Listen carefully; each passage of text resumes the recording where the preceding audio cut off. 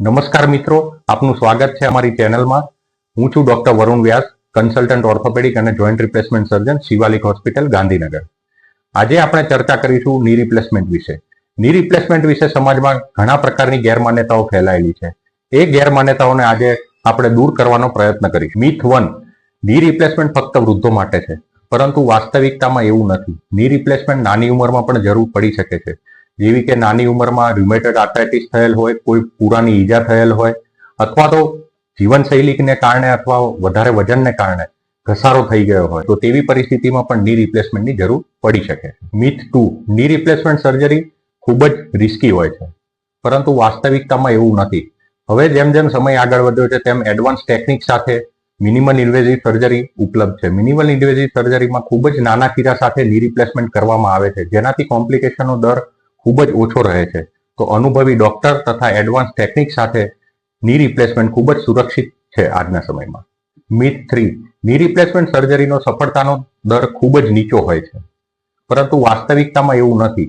આજના સમયમાં ની રિપ્લેસમેન્ટ આધુનિક પદ્ધતિ અને અનુભવી સર્જન વડે કરવામાં આવે તો તેની સફળતાનો દર 99% સુધી લઈ જઈ શકાય છે, અને ઇમ્પ્લાન્ટનો યુઝ દર્દી 20 થી 25 વર્ષ સુધી આસાનીથી કરી શકે. મિથ 4, ની રિપ્લેસમેન્ટ સર્જરી જેટલી લાંબો સમય સુધી ટાળી શકાય તેટલું સારું, પરંતુ વાસ્તવિકતામાં એવું નથી.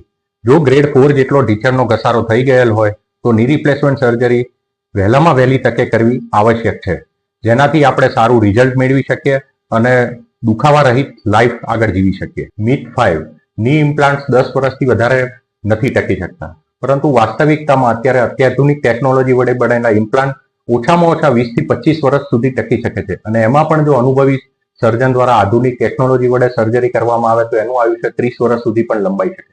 મિથ 6, ની રિપ્લેસમેન્ટ સર્જરી ખૂબ જ મોંઘી હોય છે, પરંતુ હકીકતમાં સર્જરીની કિંમત વિવિધ પ્રકારના ઇમ્પ્લાન્ટ્સ અને હોસ્પિટલના આધારે બદલાતી હોય છે, પરંતુ આજના સમયમાં ગવર્મેન્ટ સ્કીમ્સ અને હેલ્થ ઇન્સ્યોરન્સ દ્વારા ગરીબ અને મધ્યમ વર્ગના દર્દીઓ પણ ની રિપ્લેસમેન્ટને આસાનીથી કરાવી શકે. મિથ 7, ડાયાબિટીસ, હાઈ બીપી તથા હાર્ટ પ્રોબ્લેમ વાળા દર્દી ની રિપ્લેસમેન્ટ કરાવી શકતા નથી, પરંતુ હકીકતમાં ડાયાબિટીસ, બીપી અને હાર્ટ પ્રોબ્લેમ જો દવાઓ સાથે કંટ્રોલમાં હોય તો તેની પૂરતી પ્રી ઓપરેટિવ ફિઝિશિયન ફિટનેસ કરાવીને આસાનીથી ની રિપ્લેસમેન્ટ સર્જરી કરાવી શકાય. મિથ 8, ની રિપ્લેસમેન્ટ પછી ઘણા મહિનાઓ સુધી બેડ રેસ્ટ આવશ્યક હોય છે, પરંતુ હકીકતમાં એવું નથી હોતું. ની રિપ્લેસમેન્ટ પછી 24 જ કલાકમાં દર્દીને ઊભા કરી દેવામાં આવે છે, અને બીજા જ દિવસથી દર્દીને ચાલતા તથા સીડી ચડતા ઉતરતા કરવામાં આવે છે, અને થોડાક જ દિવસોના અંતે ફિઝિયોથેરાપી દ્વારા દર્દી તેની નોર્મલ લાઈફ તરફ આગળ વધી શકે. મિથ 9, ની રિપ્લેસમેન્ટ કર્યા પછી દર્દી વાહન ચલાવી શકતું નથી, પરંતુ હકીકતમાં તેને ઊભા કરી દેવામાં આવે છે, અને બીજા દિવસથી દર્દીને ચાલતા તથા ની રિપ્લેસમેન્ટ કર્યા પછી પ્રોપર ફિઝિયોથેરાપી પછી 2 થી 3 અઠવાડિયાની અંદર દર્દી વાહન આરામથી ચલાવી શકે છે. મિથ 10, ની રિપ્લેસમેન્ટ સર્જરી પછી ફિઝિયોથેરાપી લાઈફ ટાઈમ કરવી પડે છે, પરંતુ હકીકતમાં તેવું નથી.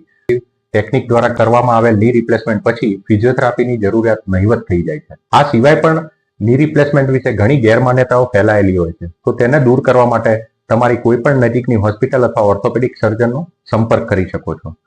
આવી જ વધુ જાણકારી માટે અમારી ચેનલને સબસ્ક્રાઇબ કરવાનું ભૂલશો નહીં અને વિડીયો